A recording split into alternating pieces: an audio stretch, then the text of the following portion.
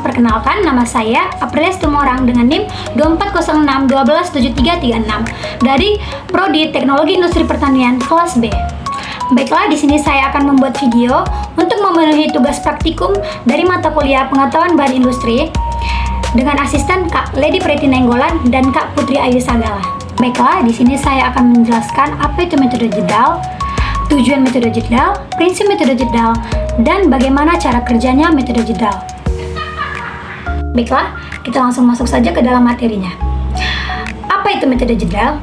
Metode jedal adalah suatu metode analisis kimia yang digunakan untuk menentukan kadar nitrogen total dalam suatu sampel.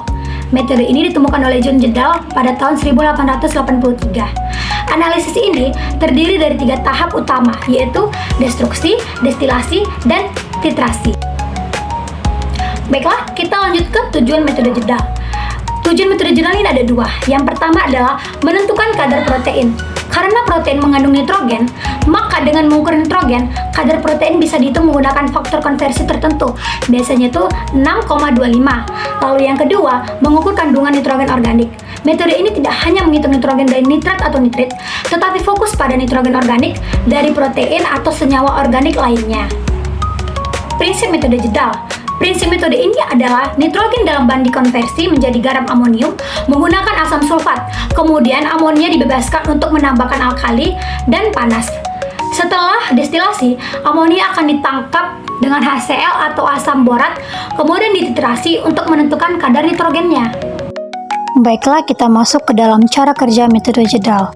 Metode jedal memiliki 3 cara kerja. Yang pertama destruksi, yang kedua destilasi, dan yang ketiga adalah titrasi. Untuk mengetahui lebih lanjut lagi bagaimana cara kerjanya metode jedal, mari kita tonton video berikut ini. Pertama-tama kita timbang CuSO4 sebanyak 0,8 gram.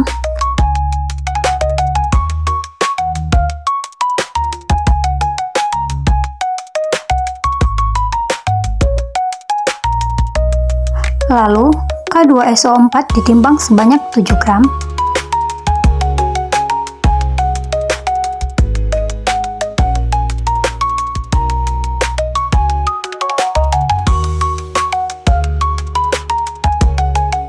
Dan sampel ditimbang sebanyak 1 gram.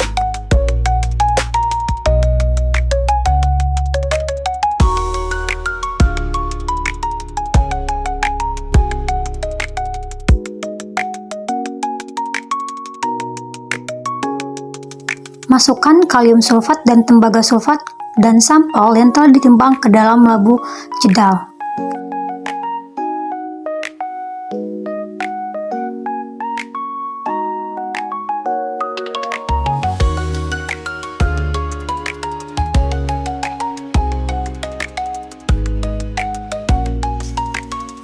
Penambahan asam sulfat.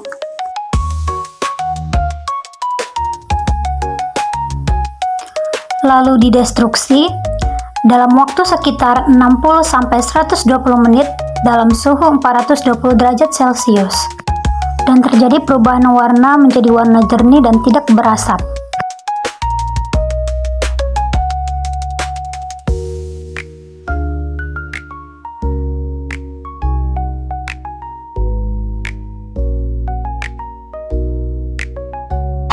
Tambahkan 75 ml Aquades,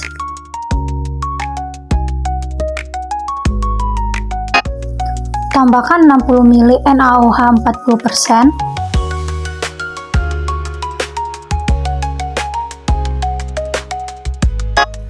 larutan amonium sulfat dipindahkan ke dalam labu destilasi.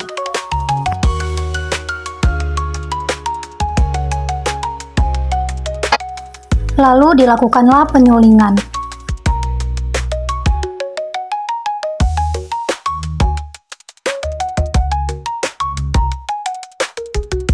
Disuling dengan natrium hidroksida mengubah amonium sulfat menghasilkan gas amonia.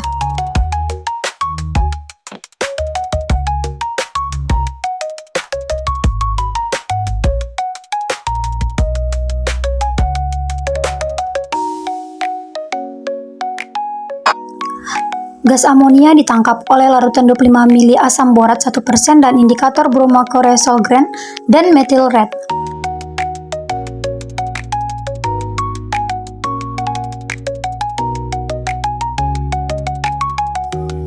larutan dititrasi dengan HCl 0,1N.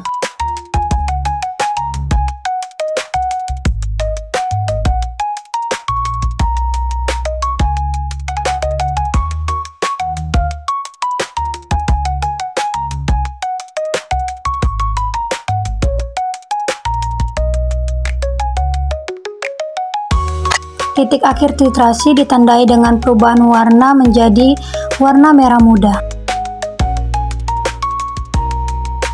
Baiklah, kita langsung masuk saja ke dalam perhitungan metode jedalnya. Untuk mencari persen kadar protein, kita bisa memasukkan persen N total atau nitrogen total dikali faktor konversinya. Lalu kita masuk ke perhitungannya. Untuk mencari persen N total, kita bisa memasukkan titrasi sampel dikurang titrasi blanko, lalu dikali nitrogen asam, lalu dikali 14,006, baru kita bagikan dengan bobot sampel dalam miligram, lalu selanjutnya kita kali 100. Baiklah, kesimpulan yang dapat saya berikan adalah metode jedal ini dapat digunakan untuk menganalisis keberadaan protein seperti pada makanan, obat, dan pupuk. Metode jedal ini tidak dapat dilakukan pada senyawa yang mengandung gugus nitro, gugus azo, gugus koinolin, gugus isokoinolin, dan gugus piridin. Baiklah, sekian video penjelasan mengenai metode jedal yang dapat saya sampaikan. Lebih dan kurangnya saya mohon maaf. Sekian, terima kasih.